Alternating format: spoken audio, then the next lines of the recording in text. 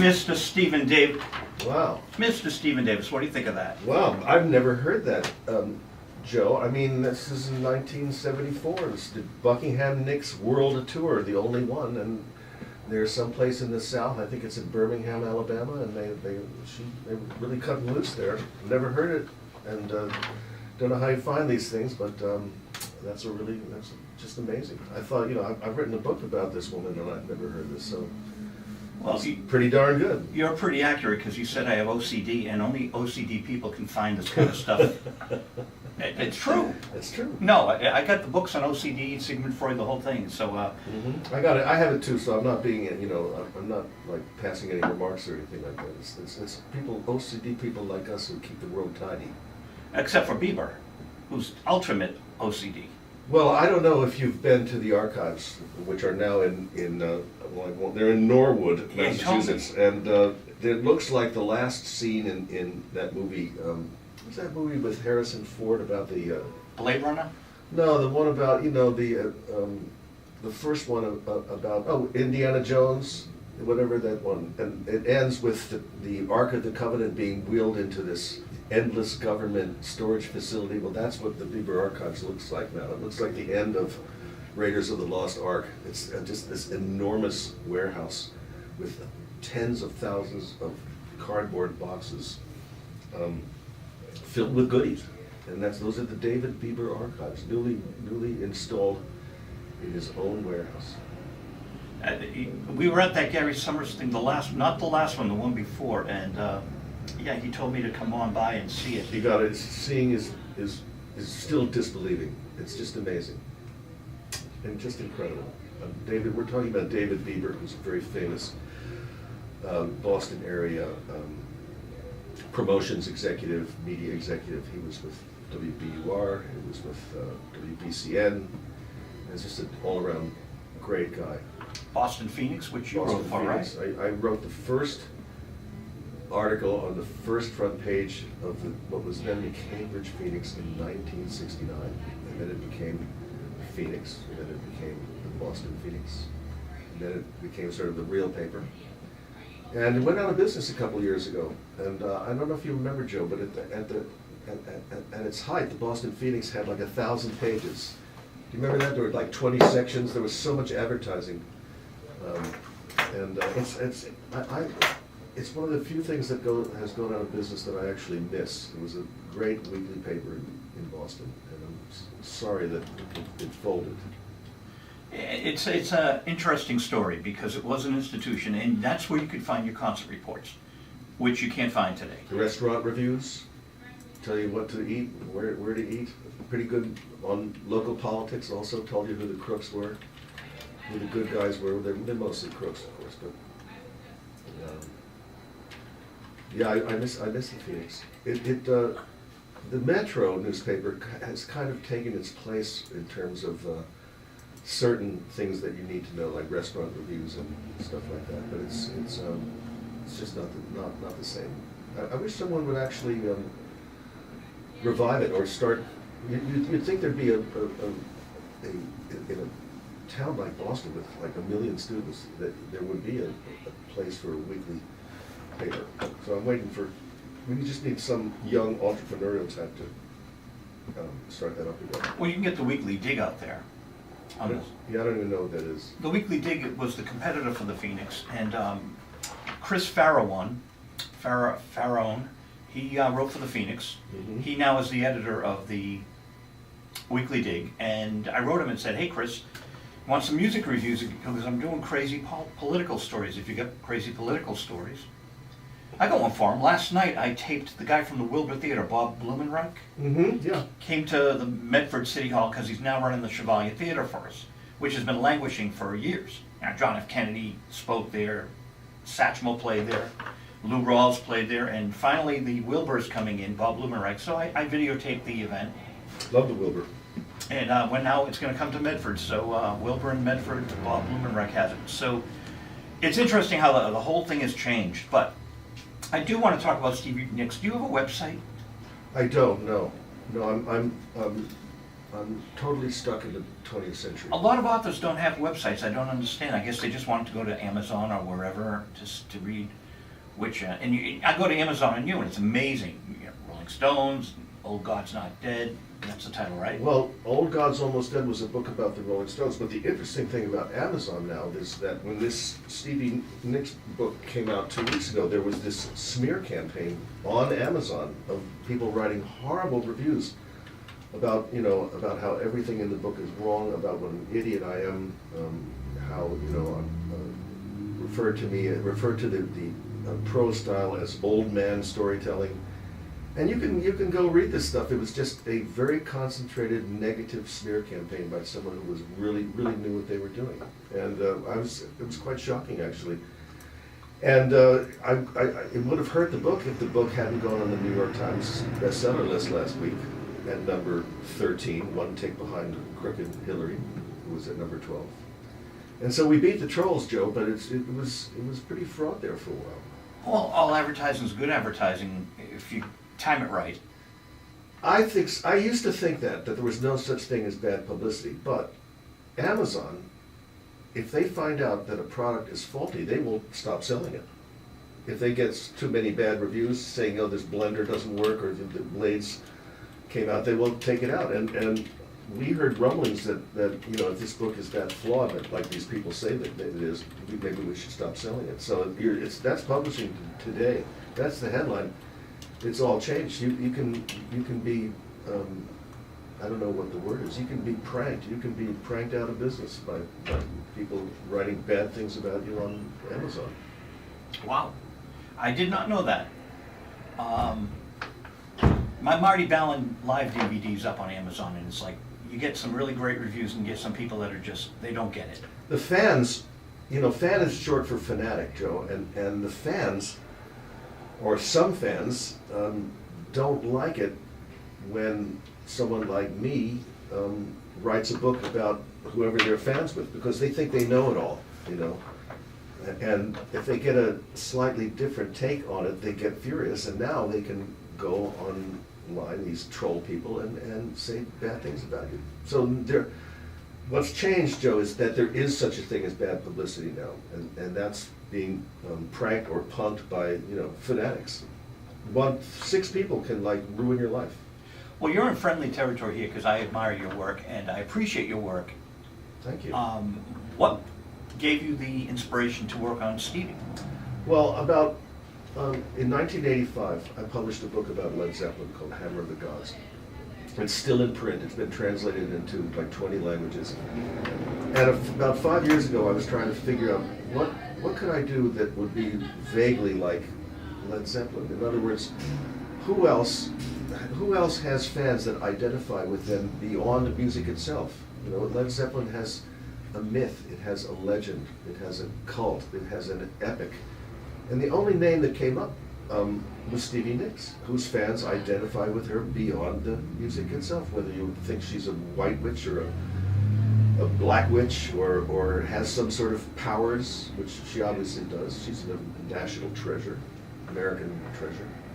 And so I decided and I had a long relationship with Fleetwood Mac because I'd written a very successful book with Mick Fleetwood called My Life and Adventures with Fleetwood Mac. And I also worked with the band. I wrote the booklet notes for their greatest hits album and Fleetwood Mac live at the BBC. And I knew a lot of people, so I just started calling people and getting, sort of dipping my toe back into the Fleetwood Mac world. A lot of people said they would talk to me anonymously because they didn't want Stevie mad at them. And I said, well, I'm not going to write a book. What's the point of writing a book that trashes Stevie Nicks? No one will buy it. And anyway, I admire her very much. And so that's where this book, Gold Dust Woman, comes from. It comes from wanting to duplicate the success of Hammer of the Gods and reaching that audience that identifies with Stevie beyond the music itself.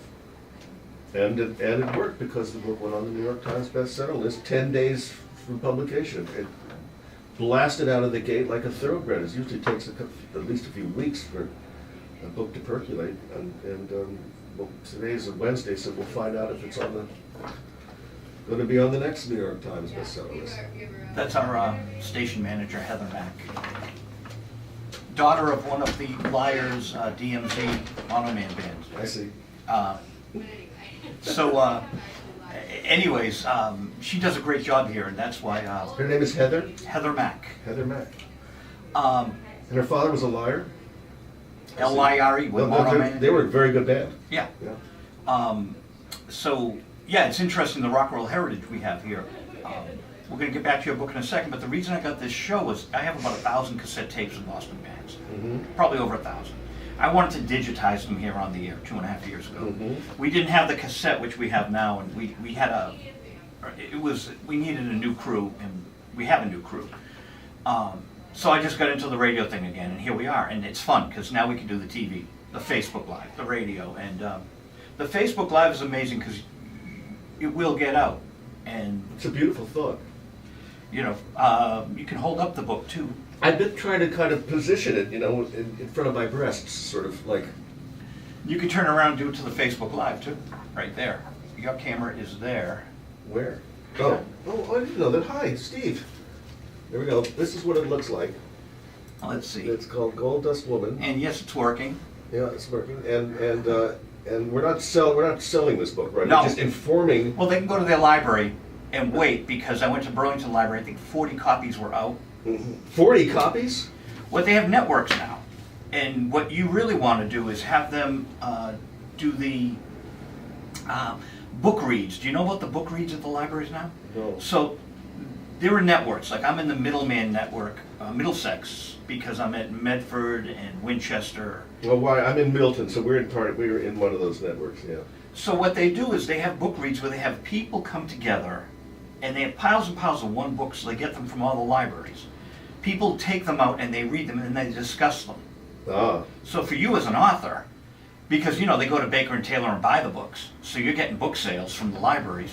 I love those libraries. And it's amazing because it's taxpayer money paying for books, and then the people actually have these clubs where they read them. So if you can get like the Stevie Nicks book into 20 or 30 of these clubs across the country, they're getting them from other library systems, and then they read them, and then they discuss them. It'll be great to tape a discussion, wouldn't it? Yeah, unless they're throwing things at me, you know, the tomatoes and No, we'll just send you as a cameraman. They won't even know it's you. You do the camera thing, and then you can introduce yourself after they've massacred the book, right. praised it. Yeah, I'm a little afraid of public appearances. I don't know why. I've never been, never been wanted to go on a book tour or anything like that. I think that's for the ladies who write romance novels. You know, people like me should just scurry back into their their closets and get back to work. Yeah. See, here's a very good thing for you. There's a band called Nightshade and Jade, a Stevie Nicks tribute band. What's it called? Nightshade and Jade. Nightshade and Jade. And a very dear friend of mine, Tony Rocks, is the guitarist. Now, he was guitarist for Peter Wolf and New Kids on the Block and a bunch of people, Apollonia, on sessions. Yeah. So Tony lives down in the Plymouth area, and Tony's in this band, Nightshade and Jade. So I had them up in Malden TV, where I'm music director over there, and I'm music director here. I had them in Saturday. And I'm thinking, boy, Stephen Davis could sign books at the Nightshade and Jade tribute. You got all these fans of Fleetwood Mac coming in and seeing Laurie doing her Stevie Nicks, which she's so they have a chick singer named Laurie, and she is doing Stevie Nicks songs. Yeah, after we go off the air, I'll play some of them. Yeah, I'd like and you can hear it. Yeah. But, so if you don't like personal appearances, you just go and sign the book and get the heck out. That's true, that's right. Or stay in the audience, and they'll say, Stephen Davis will be here later. You can watch the crowd, and if they're friendly, you go up and sign the books. Sign me up. Nightshade and Jade. Yeah. I mean, who knew, right? But in this week, people, I had Nightshade and Jade on Saturday and Stephen Davis with Stevie Nicks on Wednesday. It's Bluesheimers. Danny Klein calls it Bluesheimers when you can't. 20 years ago, I would be quicker, but you understand me. But how many pages? I think it's 312. Which is a lot these days. 320 and 330, and crammed with adventure and incident, and to an extent that surprised even me, the biographer. I had no idea. I mean, I knew that Stevie Nicks had this epic behind her, that she had, like Led Zeppelin, she has her own myth. But I just didn't know the extent to which she sort of lived out this adventure. Just constant touring and a lot of conflict, a lot of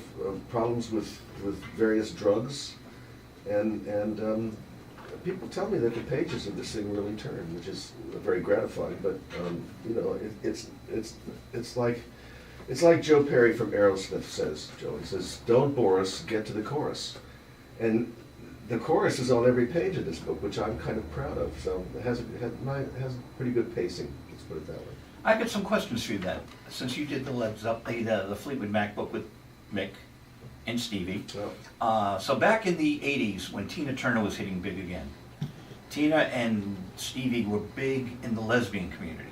They adored them. So in Stand Back, Stevie goes, "Do not turn away, my friend, like a willow I can bend. No man called my name, no man came." You think she was angling for that audience that she knew was out there? In this book, I tried to make a difference between hyper femininity and same sex, and I know that Stevie lived and preferred to live back then in a feminine community, and while at the same time she had a lot of secret boyfriends that no one really knew about, or at least some of them, until this book Gold Dust Woman came out. So I never heard of Stevie Nicks preferring women in that sense, but I do know that she preferred a very, very feminine atmosphere in her homes and around her. Yeah, and the back of the album with Stand Back has 3 women. I presume they were her backing vocalists, but it looks like the Isle of Lesbos to me. Well, the 3 women on the back of Belladonna, is that what you're talking about? I think so, with Stand Back. Yeah. Those are her singers, Lori and I forget the other one's name, Sharon. And but I again, I don't think that the same-sex register never really came up in my research, and I think it would have, Right. because I wrote Hammer of the Gods, and people were very anxious to tell me all the good stuff. But I never, and also she just has had her relationship with men. I mean, she went out with most of the Eagles, Don Henley, Joe Walsh, you know, John David Souther. She had boyfriends who were waiters, you know, that she met. She was described by Lindsay Buckingham's girlfriend as a bubble-headed nymphomaniac. So I never heard anything about same-sex relationships with Stevie Nicks.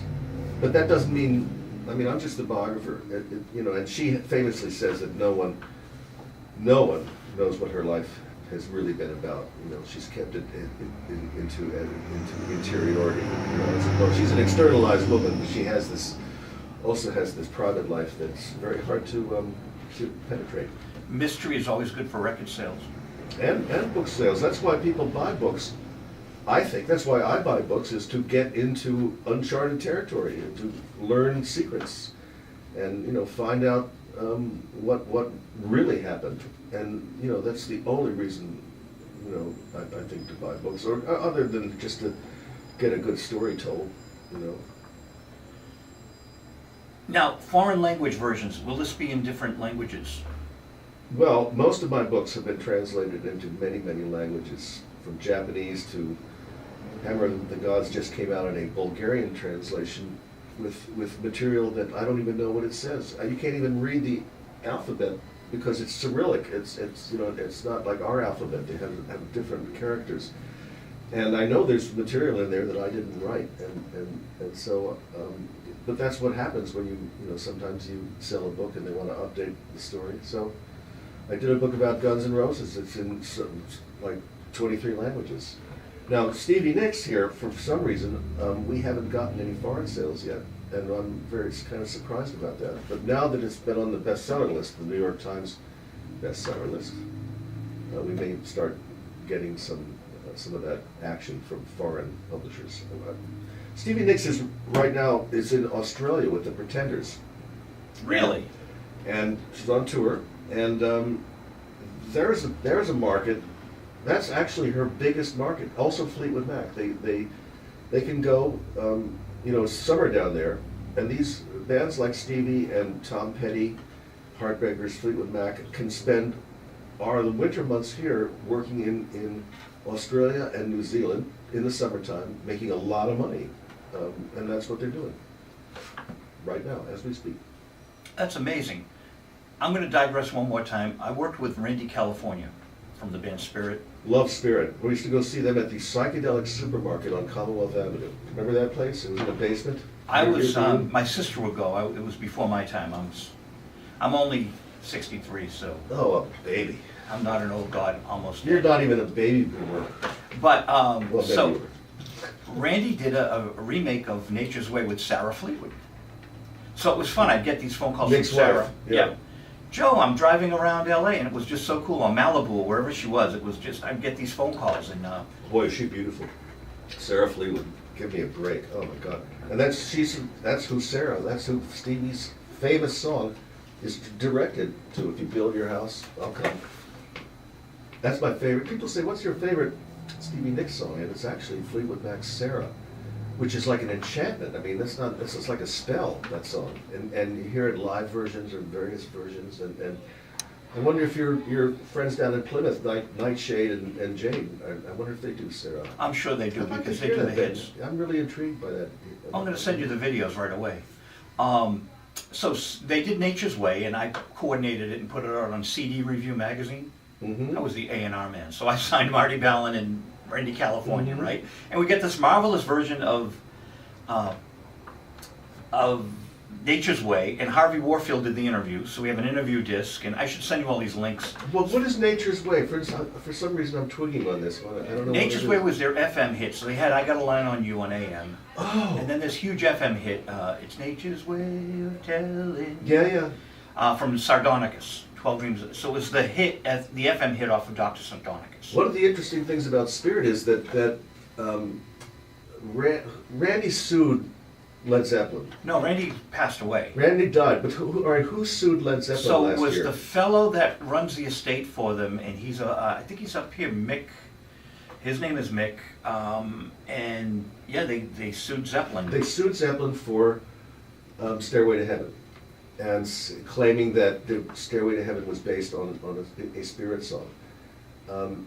And the fascinating thing was that Robert Plant and Jimmy Page flew to Los Angeles, and I think they lied on the stand, saying that they had never heard. They said things like, "Well, we never heard of Spirit," and blah blah blah. We never heard Spirit songs, which I know is a lie because I wrote a book about Led Zeppelin, and I know that contemporary interviews in 1970, 71, they're talking about all the great California bands, Big Brother, on the Holding Company, and Jefferson Airplane, and the Grateful Dead, and Spirit. Led Zeppelin opened for Spirit. Yeah, in And not only 1969, that- right? Yeah, but they lied on the. What I'm saying is that they came and lied on the stand, and won their case. That case got thrown out based on people believing them. And I was going to write a letter or something, but I thought to myself, why get involved? I don't have a dog in this fight, So Well, dare I even tell you I was on a witness list. But they didn't need me because William Rullman, who wrote for AllMusic, and I wrote the for guy in AllMusic, Cleveland, I guess. Ruhlman, yeah, I've seen him on TV, I think. I helped coordinate the Time Circle album on Epic with Randy, and Rullman wrote the liner notes, and he says in the liner notes exactly what Randy told me, which was he gave them Taurus. Oh. But as we now know from the trial, it was also the descending line in Crimea River. And it was also the same descending line from like 1900, so it was kind of a public domain thing to begin with. I see. So that's from the trial. Okay. But Rollins said exactly what Randy told me, which was I gave it to him. They were sitting in the front row watching us when they opened for us. Yeah. So, but I didn't want anyone to be upset with me, but Exactly. they were aware of who I was, and I was on a witness list if they needed me for the appeal, and thankfully I didn't have to get involved. Yeah. Because here we are. Here we are. But it's fascinating stuff. But Stevie... Spirit was an incredible band live. And I never understood the relationship between Randy California and Ed Cassidy, the drummer. Were they... Well, stepfather. So the drummer was Randy's stepfather? That's right. What a great band. I think Bernice Pearl is his mother. I've spoken to her back in the day, of course. Harvey Warfield is how I got involved with Spirit, because he would interview Randy, and then we became friends and did 2 shows in Boston with them. So, amazing band. But Sarah, I'll give you now the secret. So I said, so Randy, I'm getting these calls from Sarah. Do you have a crush on her? No comment. No comment. Okay. Oh, she's beautiful. Oh my God. So I knew he was angling. I'm sure she still is beautiful. I mean, that kind of beauty does not fade. So they're all friendly. I haven't read your book yet, sorry. I tried to find it in the library, and the good news for you is it's not available. It's on hold. There's people ahead of me on hold that want to read your book. Good. You know, surreptitiously go to the libraries and type your name in or Stevie Nicks' book and watch where the copies are going. It's just kind of fun as an author to see that there's activity. So it was number 14. Now, did it go higher? Or? It was number 13 on the combined list of hardcover books and ebooks. It was 14 on just the hardcover books, and then it fell off the list. It was only on for 1 week, but that's huge. Today is just, I mean, the other books are, about Obama, about Bush's daughters, and Leonardo da Vinci, and Hillary Clinton, and all this, and the only book on the nonfiction New York Times hardcover bestseller list that looked like it was any fun whatsoever was Gold Dust Woman. No other music books, no other nothing. It was like Bill O'Reilly killing somebody or other. I mean, it's just amazing. And I got a lot of congratulations because people know how hard it is in this market to get a book on the New York Times bestseller list. It's just, I was shocked. I mean, I knew something good was going to come of this, but I didn't think it would come so fast. Anyway, since then, it's been reviewed in the Times again and has appeared on the list. So today, being Wednesday, is when you find out about what's going to be on 10 days from now. Not this weekend, but next weekend. So we're hoping to get that magic call at 5:30 saying you're back on the list. But if we don't, the fact of the matter is that for the life of this book, it's always going to have that banner on it saying New York Times bestseller, which is what we want in your paperback world, Well, you're on visual radio, so it should go to back. And at 5 o'clock, we have plenty of time. We'll help you push it back to the top. I appreciate it. You've been there before, Aerosmith. This was my 6th New York Times bestseller, thank God. Amazing. The first one being that Led Zeppelin book called Hammer of the Gods, and then Fleetwood, and then then there was one called Walk This Way about Aerosmith that was on, and another one was called Watch You Bleed about Guns N' Roses, and then I happened to be the ghostwriter of Michael Jackson's memoirs, which were called Moonwalk, and that was the #1 New York Times bestseller back in 1988. And I think I'm missing one somewhere, but there are 6 of them. Bob Marley was a big book. Huge in foreign markets. Not a big bestseller here, but everywhere else did very well. Now, this is an interesting question because I didn't know they did a combined list of the ebooks. It makes sense, of course. There's 2 lists in the front of on the New York Times Book Review: a combined list and then just the bookstores. So how would they differentiate if a Bob Marley book came out today and he's big in other markets and you get any ebooks? How do they know that it's American ebooks as opposed to English or South America? I think it's just barcodes. I mean, it's the reason that you can't fake, like you used to. There's a story in Gold Dust Woman about how when Stevie Nicks' first solo album Belladonna came out, it was number 3, and behind Journey and The Foreigner, and the guys who were running Stevie Nicks' career took her to lunch with the guy named Bill Wardlow, who was responsible for putting the Billboard Hot 100 chart together. And somehow, a week after this lunch, Stevie Nicks mysteriously got to #1 for 1 week. And Foreigner and Journey screamed bloody murder, saying, "This isn't it. We know this isn't accurate. We know we're outselling her." And they just said, "Well, sorry, it's just for a week." But once you have that #1 Billboard bestseller, it's like my best-selling thing is it's on there for all time. And so, but you can't do that anymore because it's all coordinated by machines. Yeah, SoundScan, barcodes. I remember when I think it was the Ramones were 50 or 60 in Record World and Cashbox, and somehow they got to 40 in Billboard. And Seymour Stein, I believe, worked at Billboard before he got into the record industry. Mm-hmm. I think. Yeah. God bless you, Seymour. I don't know. Yeah. No, it was pretty corrupt, but Billboard was. It worked for a long, long time. You just can't. You can't fiddle. You can't do a fiddle with the Billboard charts anymore. Well, that I know of. I was working with a band that came to me, and they did California Dreamin', a rap version. Mhm. It was a hip-hop version, it was nice. It was very good, but it got into the Billboard charts, and what it was the ex-husband of Melba Moore was in charge of them, Charles something or other, and he was buying the records in the stores that he knew would go into SoundScan for a lot of money. Yeah. And they come to me to clean up the mess, and I'm like, well, no one's going to believe it because they know you manipulated the charts. Yeah. But they, so still there are still ways to do it today, but you have to have airplay and sales to really be legitimate. Well, in very small print under the New York Times bestseller list, it says, if there's an asterisk next to the book title, it means that some bookstores received bulk orders. So people are still trying to, do fiddles on the system. Well, the Republicans are notorious for it, and I interviewed an author who used to be a Republican author, and then he went straight, and he told me, he verified my theory, which was, in Coulter, allegedly, they'll buy up bulk copies so that they get into the charts.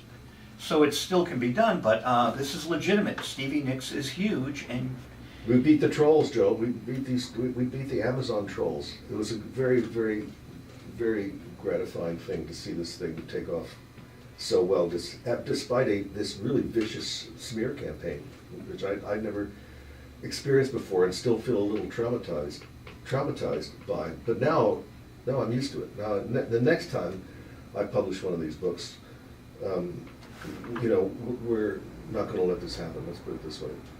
so I have a good question about Stevie Nicks and Lindsey Buckingham, because they had that Buckingham Nicks album out prior to Fleetwood Mac.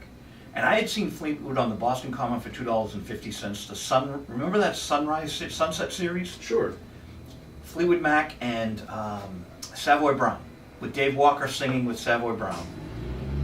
And then you've got Buckingham Nicks doing this. So they're doing songs that eventually, like Rhiannon, came out with Fleetwood Mac. How did this whole connection happen?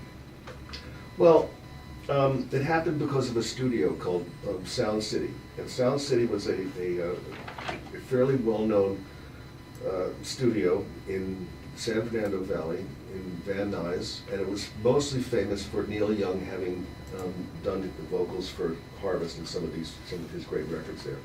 But it was like a dump. What they had this incredible, they had the only Neve recording console in the United States, in North America. And that's why when this music came out in 1975 on stations like WBCN and WCOZ, Boston stations, it sounded incredible because it had this new recording technology. And Buckingham Nicks, Stevie Nicks and her boyfriend, Lindsey Buckingham, were sort of the mascots of this studio.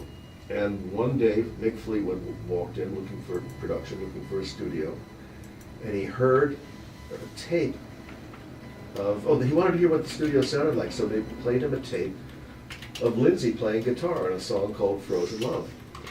And Mick Fleetwood was listening to this tape, and something distracted him, and he saw a young woman, 25 or 26 years old, in the next studio with sort of dirty blonde hair and wearing a very attractive sort of peasant blouse and a cotton skirt.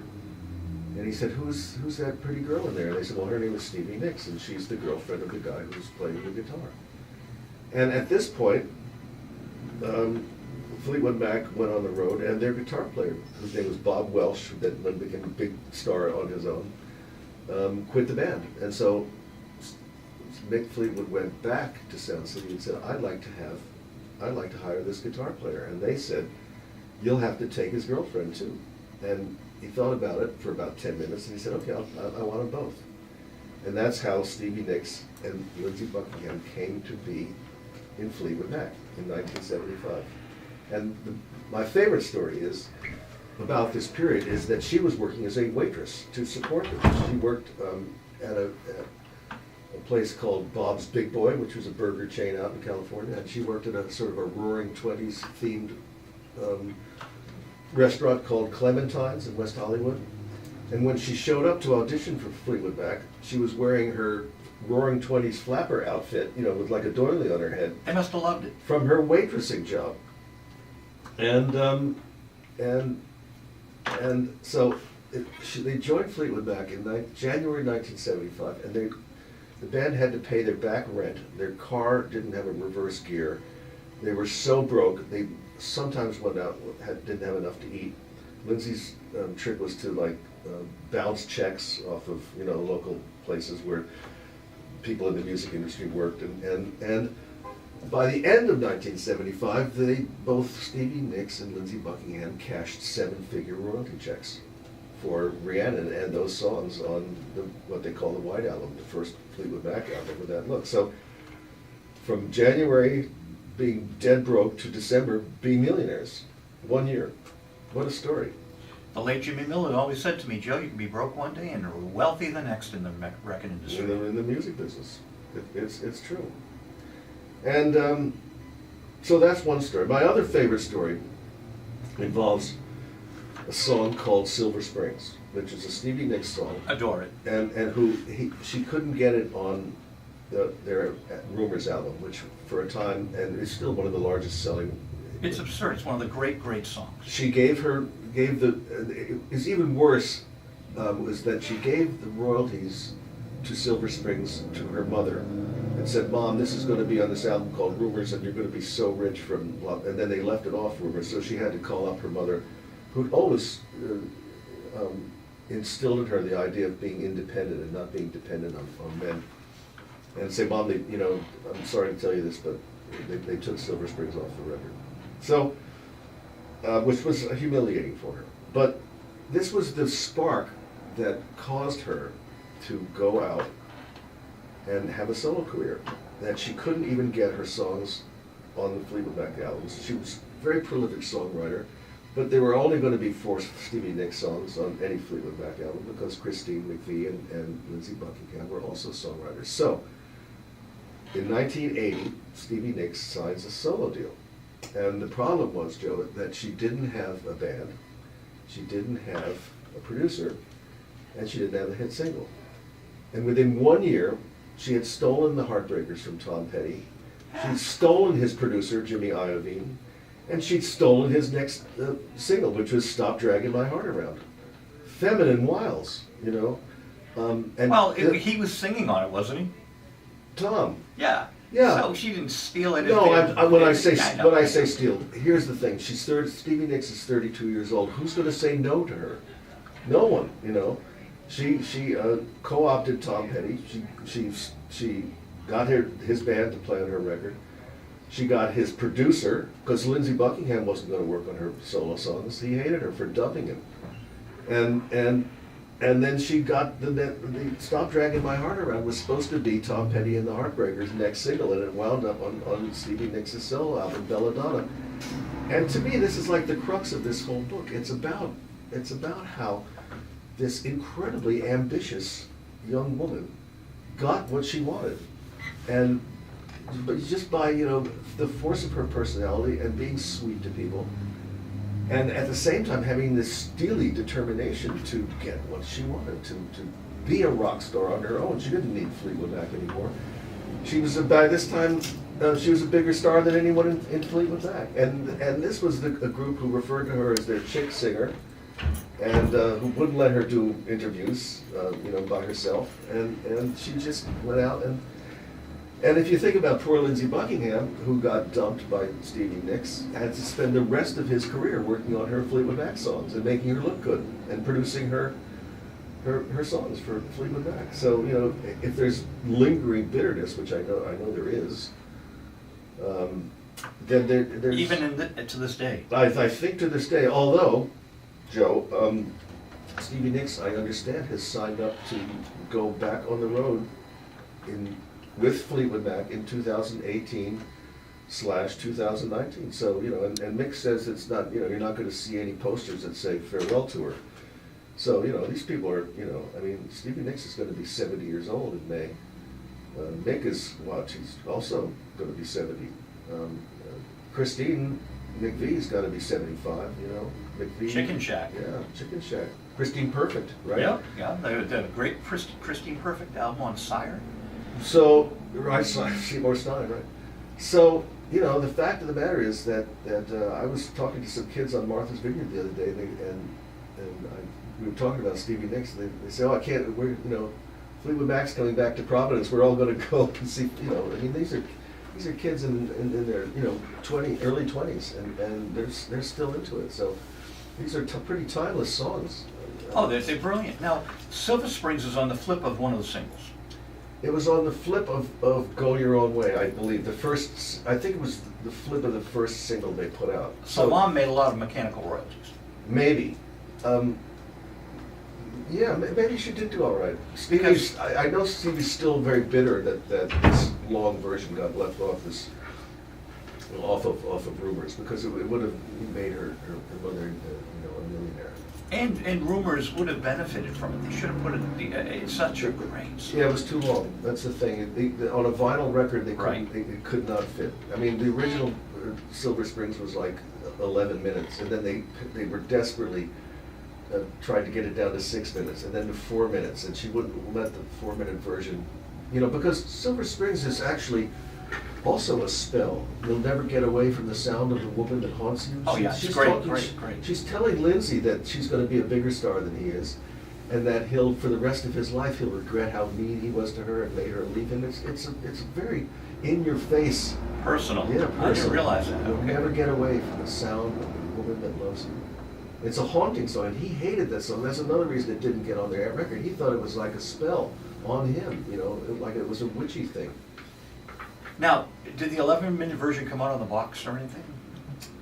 Then, years later, Stevie Nicks wanted Silver Springs to be on her solo album's greatest hits collection, which was called Enchanted or something like that, like 30 of her greatest songs, and Nick wouldn't give it to her. He said, no, it's a Fleetwood Mac song, and we want to put it out on our 25th anniversary. So this is a saga that has gone on and on. When I say that the book is 330 pages of conflict and incident and adventure and all this stuff, it's nothing ordinary ever happened to these people. It was like everything was a drama. And if this book, if anything, Gold Dust Woman, if it works, it's because there's just a lot of drama and melodrama in these tales. Now, in 1979, they played Boston Garden, and I went with the woman singer in my band. She's still in my band, Lady Carolyn, and we're watching Fleetwood Mac. And she turns to me and says, with guest star Stevie Nicks. So Stevie would come out and sing and then leave. Well, yeah, they would have, there'd be a little sort of a cabin. They still do it on her tours, just for changing, and you can, the people are like tapping out lines on mirrors, and this is 1979, so she would have to go back and be refreshed, and come out and sing Sarah. I mean, that's what they did. Sarah and Gypsy in Silver Springs are probably my favorite. The opening line in Gypsy, back to the Velvet Underground. Yep. That's after Sarah, I guess that's got to be my favorite Fleetwood Mac song, Gypsy.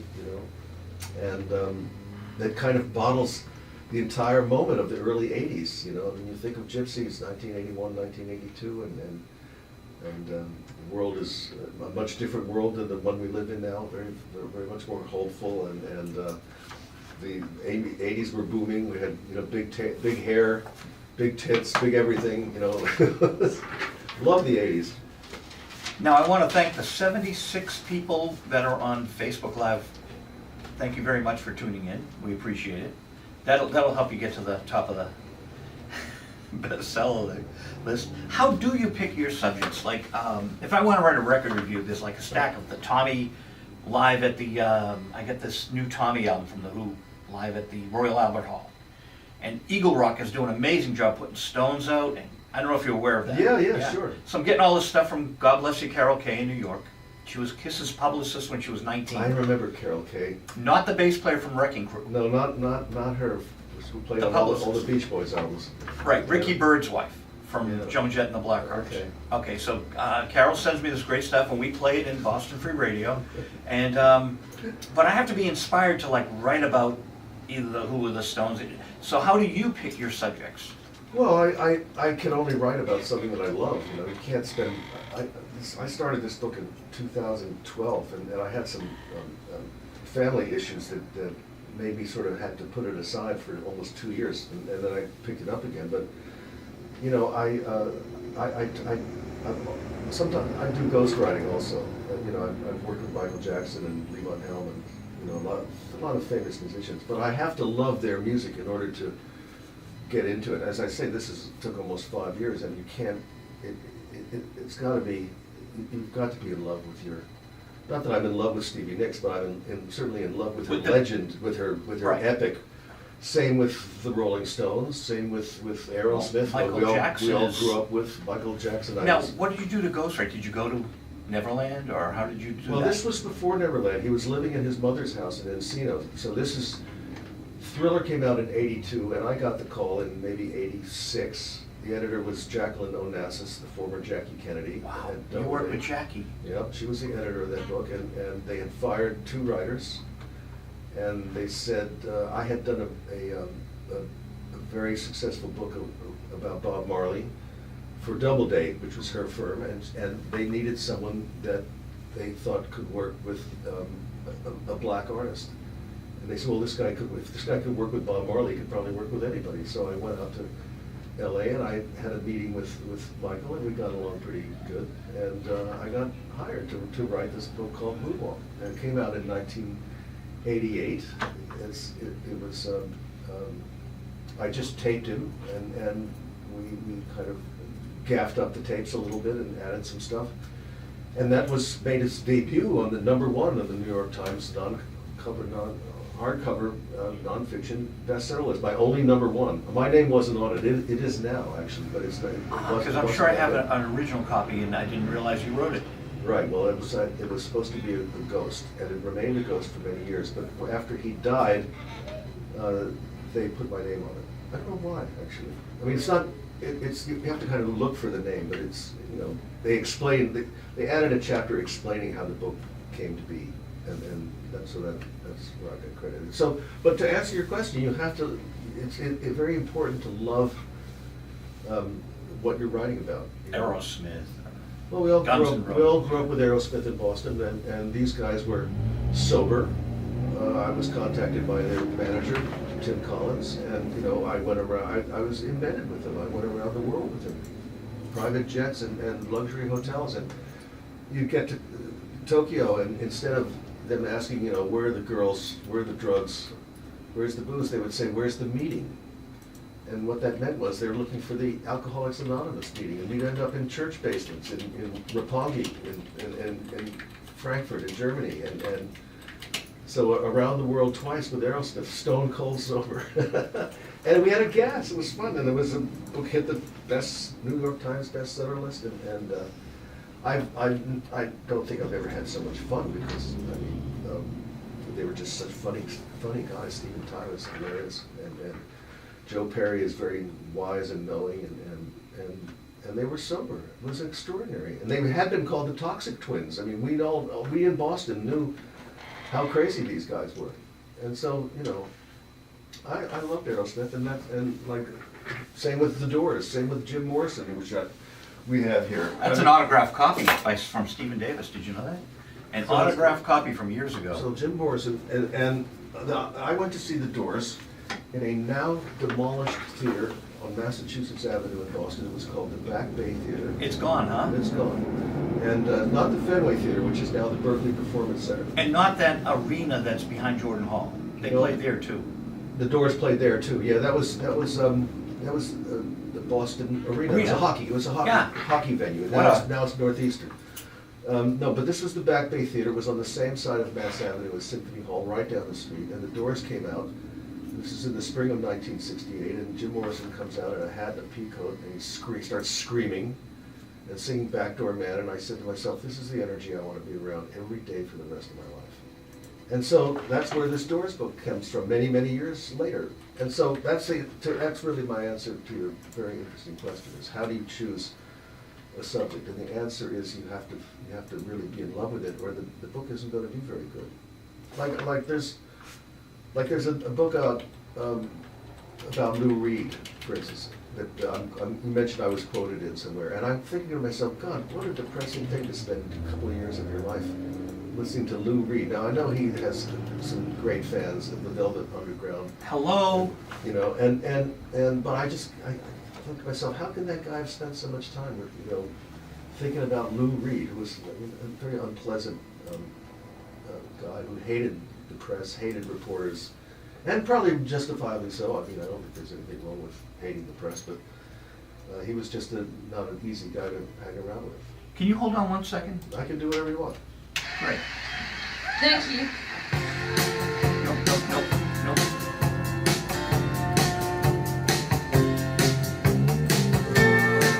We do something Lou called the demo that got the deal. And I assume that you might not have had a demo with Andy to get with MGM. How did the MGM deal come about? Simple. I forget who. Somebody knew somebody, and they talked to Tom Wilson, and no one knew it's from Adam, but Andy Warhol. They said, great.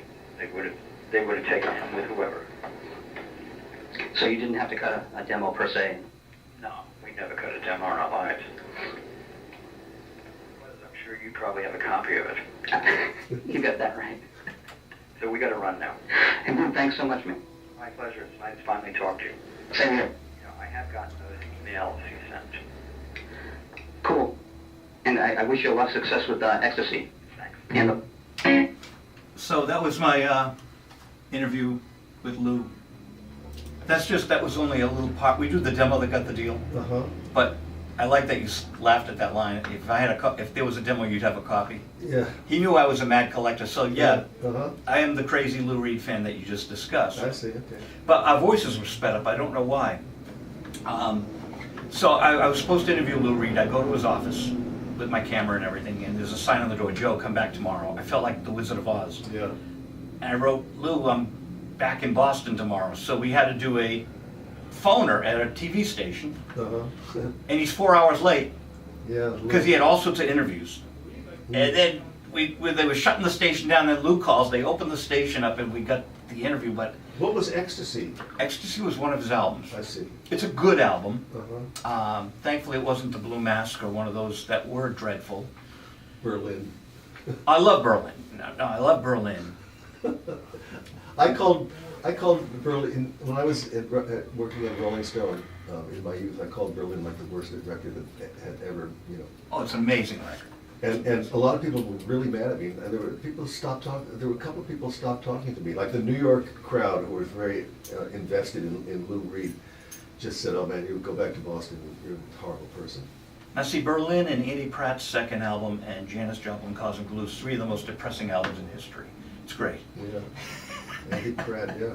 His second one, Avenging Andy, that's a very depressing album. Is it? He's a depressed person. Yeah. Yeah, I worked with Andy. He's very difficult.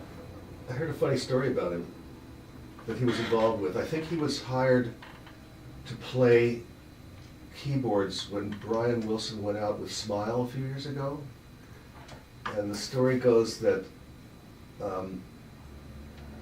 it's backstage at Pantages Theater in LA, last show of the Smile tour, and Brian is backstage, and there's a lot of people waiting, to see him, and holding albums, hoping to get them signed. And Andy notices that one of these people who are trying to get in to see Brian Wilson is Don Henley from the Eagles. And so he goes into the thing and he says, "Brian, listen, Don Henley's outside with an album. He wants to see you." And Brian goes, "Oh, who's that? Don?" He goes, "Come on, Brian, so from the Eagles, he's all right, send him in." That's how I'm doing Brian's voice. Not very well, but it's okay. And so Don Henley and his girlfriend come in, and Don Henley launches into this 5-minute rap about how he comes from Cass County, Texas, and he'd heard the Beach Boys, and he'd followed the sound of the surf, and he came to California to become a big star. And Brian, thank you so much. You've been such an inspiration. And Brian Wilson's sort of like nodding off, and he says, "All right, give me the album." And Don Henley hands him the Beach Boys' greatest hits album. It's one of these big yellow gatefold albums. I think it's called Endless Summer. It's great. Yeah. And so, "Give me a Sharpie," says Brian, and he writes, "What's your name again, fella?" "Oh, Don." So he writes, "To Don,